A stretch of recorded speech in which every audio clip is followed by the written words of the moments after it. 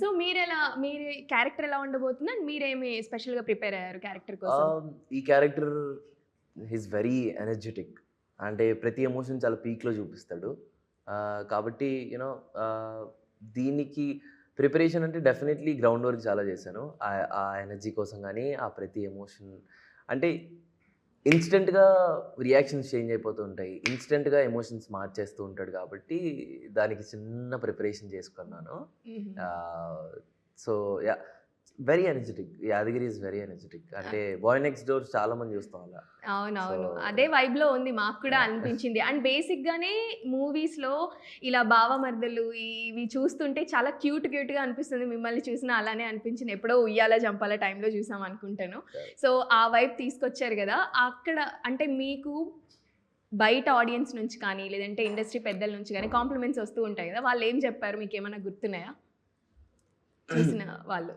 Yeah, definitely. అంటే ఎప్పుడైతే అంటే ఫస్ట్ అంటే బయట ఇండస్ట్రీ అంటే ఫస్ట్ కాంప్లిమెంట్స్ కానీ కమెంట్స్ కానీ యా, ఏం అంటే రిసీవ్ చేసుకున్నారు? ఫస్ట్ బాబీ గారు ఏదైతే మీ గ్లిమ్స్ మీ first Feb 14th song release చేద్దాం అనేది ఇనిషియల్ ప్లాన్. బట్ సంహౌ ఒకరోజు కోన వెంకట్ సార్కి ఒక కొత్త ఇది ట్రిగర్ అయింది. లైక్ కొత్త ఐడియా క్రాక్ అయింది. ఇమీడియట్గా వెళ్ళి ఆ ఐడియా చెప్పేసి అది ఎడిట్ చేపించేసి, సార్ ఇప్పుడు నెక్స్ట్ బాబీ గారి సినిమాకి వర్క్ చేస్తున్నారు కదా, సో అలా వెళ్ళి ఉన్నప్పుడు చూపించారంట. ఇమీడియట్గా బాబీ గారు ఏమన్నారంటే, సార్ అసలు ఇదంతా కాదు, మీరు ఇదే రిలీజ్ చేయండి సార్, దిస్ వెరీ ఫ్రెష్, చాలా కొత్తగా ఉంది అనేసి రిపీటెడ్లీ 2-3 times చూసినట్లున్నారు బాబీ గారు. ఏదైతే మేము రిలీజ్ చేసిన ఫస్ట్ వ్యాలంటైన్స్ డే గ్లిమ్స్, అది కొనసారికి బాగా నమ్మకం ఇచ్చింది. సో దెన్ వెరీ క్విక్గా దాన్ని షిఫ్ట్ చేసేసి ఆ రోజు మేము గ్లిమ్స్ రిలీజ్ చేయడం జరిగింది. మా ఫస్ట్ ఈవెంట్ బ్యాండ్ మేళంకి ఆ రోజు బాబీ సార్ రావడం, సార్ నెక్స్ట్ చేసే లవ్ స్టోరీ ఏదన్నా నెక్స్ట్ మీతో చేయడం అనడం కానీ, దాని ముందు త్రివిక్రమ్ శ్రీనివాస్ గారు గురూజీ గారిని కలవడానికి వెళ్ళినప్పుడు కూడా ఆయన ఒక మాట అన్నాం. So felt very happy. అంటే యూనో చాలా బ్లెస్సింగ్గా అనిపించింది. దానికంటే మెయిన్ ఎక్కడంటే చూసిన ఆడియన్స్, చూసిన పెద్దవాళ్ళు, బివిఎస్ రవి గారు కూడా చాలా బాగా ప్రైజ్ చేశారు, చాలా బాగుంది. ఒక మాట ఏమన్నారంటే, అది చూసేటప్పుడు చాలామంది చెప్పారు ఆ గ్లిమ్స్లో, యూనో అక్కడ చాలా హ్యాపీ అనిపిస్తుంది. ఎప్పుడంటే యూనో ఒక ఎమోషన్ని పండించడం కంటే ఆ సీన్ చాలా మంచి పే ఆఫ్ ఇచ్చే, రాజమ్మ సాంగ్కి పే ఆఫ్ ఇచ్చే సీన్ అది. ఆ సీన్ చాలా బాగుంటుంది.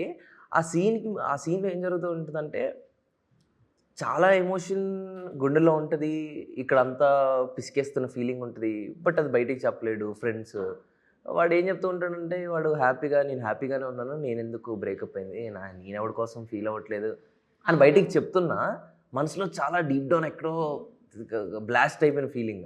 బట్ అది కళ్ళల్లో తెలియాలి, ఫేస్లో తెలియాలని దానికి చేసుకున్నప్పటికప్పుడు ఆ ప్రిపరేషన్ కానీ, సతీష్ అన్న ఇచ్చిన నాకు ఆ బ్రీఫింగ్ కానీ, వచ్చి ఆ డైలాగ్ మాడ్యులేషన్ చెప్పిన కోన గారు కానీ, అది తీసుకొని నా వర్షన్లో నేను చేసినప్పుడు నేను అనుకుంటాను కదా, ఈ ఎమోషన్ కానీ కరెక్ట్ కెమెరాలో క్యాప్చర్ అంటే కరెక్ట్ కెమెరాలో కనిపిస్తే ఇట్ బి గుడ్ అని. అలా చూసి నాకు ఆడియన్స్ అది చెప్పినప్పుడు I felt very happy.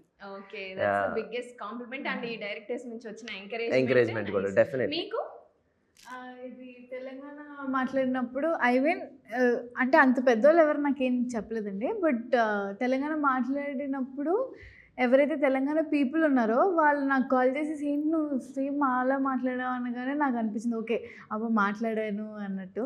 So అదొకటే మీకు కనెక్ట్ అయింది అంటే okay, I did justice. Correct అలా.